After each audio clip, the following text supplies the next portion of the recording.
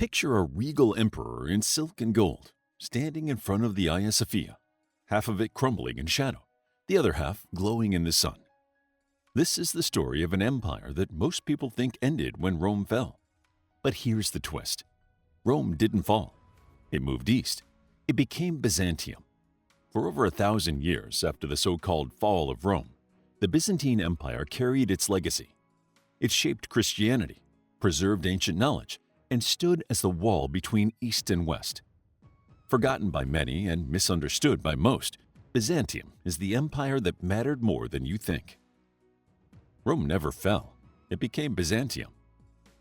When most people hear Rome, they think of togas, senators, and gladiators.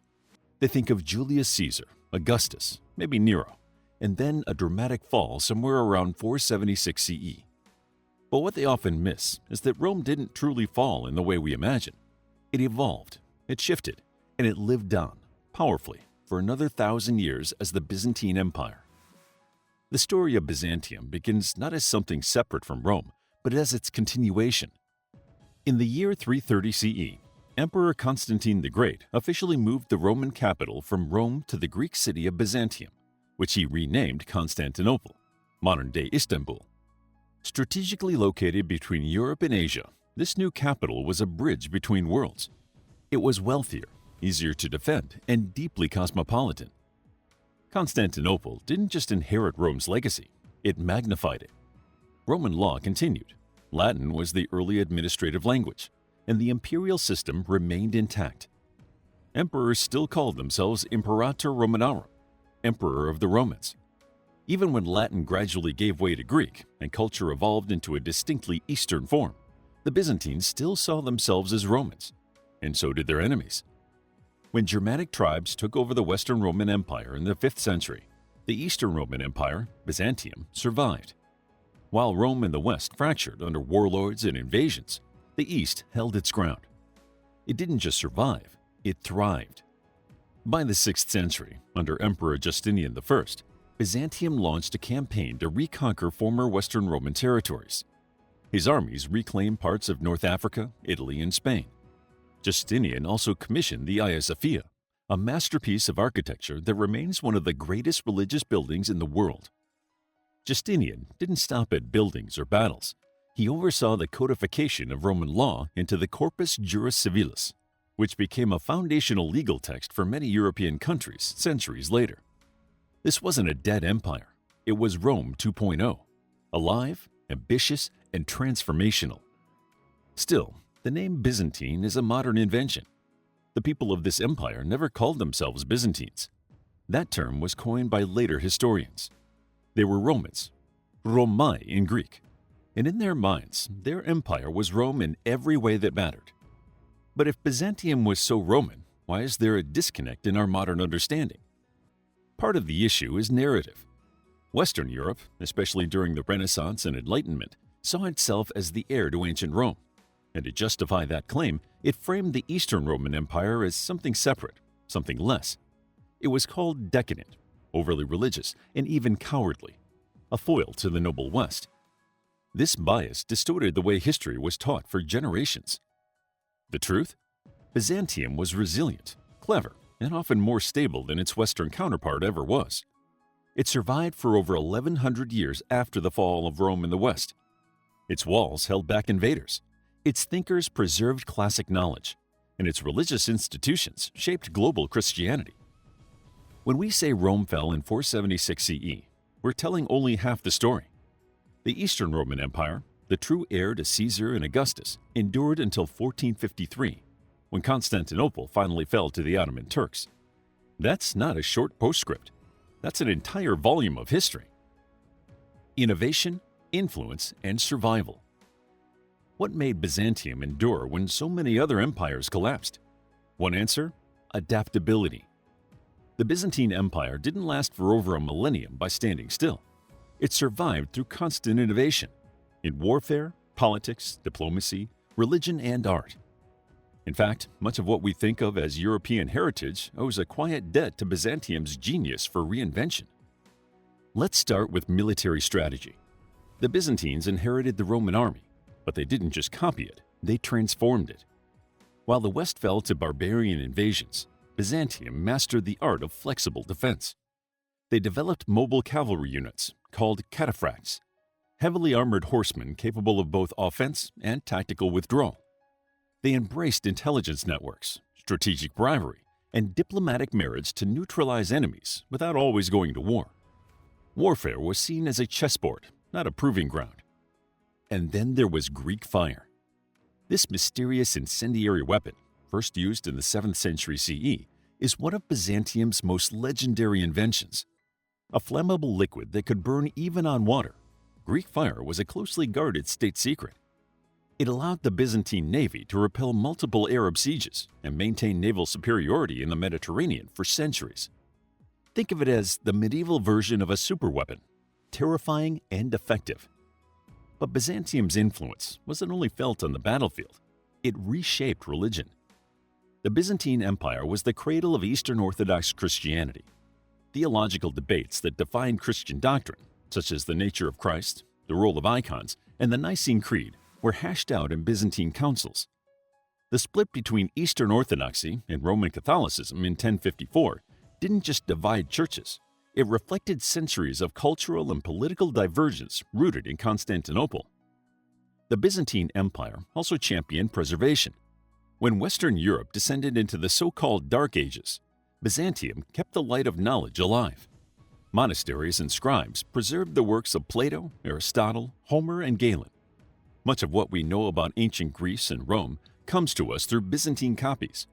Without Byzantium, the Renaissance in the West might never have happened. Art and architecture flourished too. Mosaic art reached breathtaking heights, gleaming walls of saints and emperors in gold and lapis. The Hagia Sophia, constructed under Justinian in the 6th century, became a marvel of engineering. Its massive dome seemed to float above the building, an architectural wonder that influenced Islamic and Christian architecture alike. Even today, it dominates the Istanbul skyline, a testament to Byzantium's enduring brilliance. And what about diplomacy? Byzantium practically invented it as we know it. The empire managed a complex web of treaties, alliances, and trade routes across Europe, the Middle East, and Asia. Byzantine envoys were renowned for their subtlety and charm, often outfitted in luxurious robes and armed with exotic gifts. They wrote some of the earliest diplomatic manuals, such as the De Ceremoniis, detailing court rituals and foreign protocol. It wasn't just swords and shields that held the empire together, it was words. Even the Cyrillic alphabet, used by millions today in Russia, Ukraine, and Bulgaria, traces its roots to Byzantium. It was developed by Saints Cyril and Methodius, missionaries from Constantinople who brought Orthodox Christianity and literacy to the Slavic world. And through it all, Byzantium survived. It weathered sieges, plagues, revolts, and religious schisms. It stood when the Goths overran Rome. It endured when Charlemagne claimed the title of Roman Emperor in the West. Even as Crusaders ransacked Constantinople in 1204, a deep betrayal by fellow Christians, the empire reformed itself in exile and retook its capital in 1261. That's a level of comeback few nations in history can claim. So, when we think about innovation and endurance, don't just look to the so-called Great Western Empires.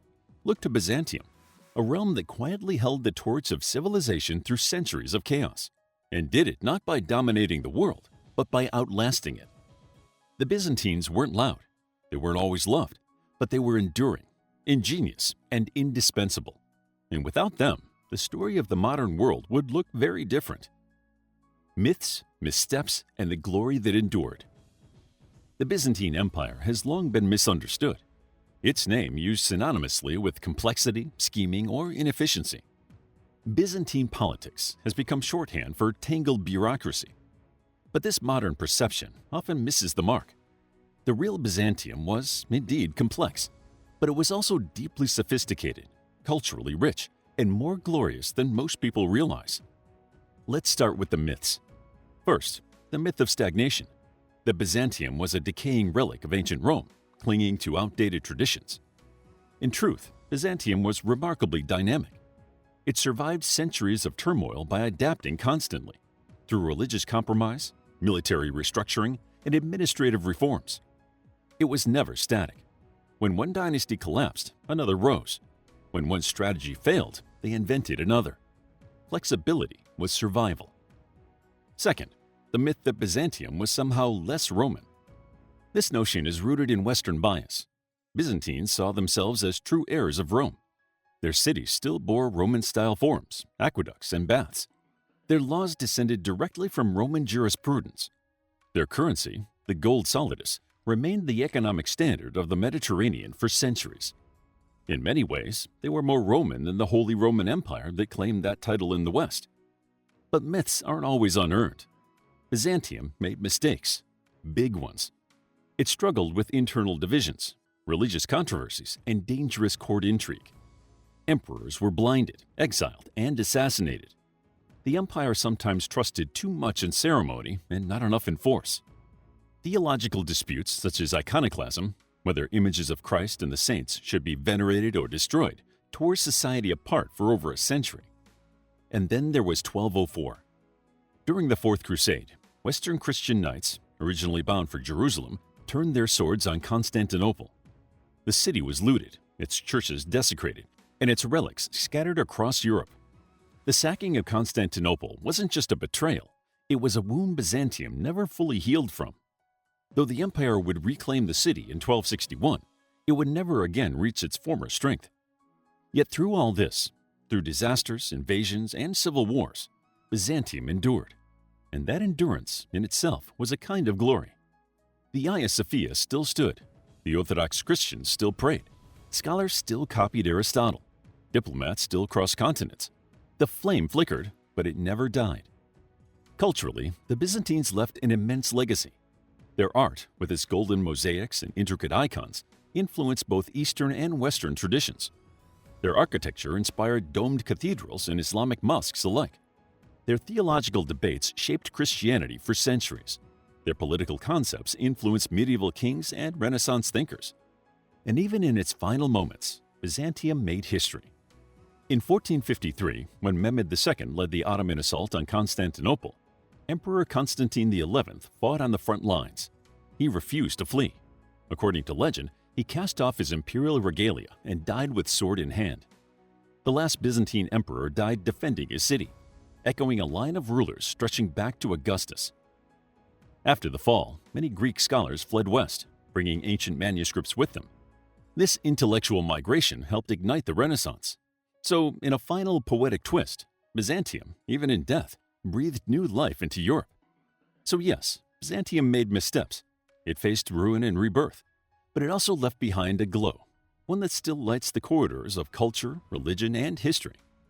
The glory of Byzantium wasn't just in its domes or thrones. It was in survival, in its ability to carry Rome's torch through the darkest centuries, and in the knowledge that, even after the city fell, the ideas endured. Conclusion. The Byzantine Empire wasn't a footnote, it was a foundation. It preserved the soul of Rome, the wisdom of Greece, and the structure of Christian Europe. For over 1,000 years, Byzantium stood between chaos and continuity, preserving art, law, and knowledge while much of the West was in survival mode. It gave the world domes that touched the heavens, flames that burned on water, and a worldview that shaped both faith and governance. It wasn't perfect.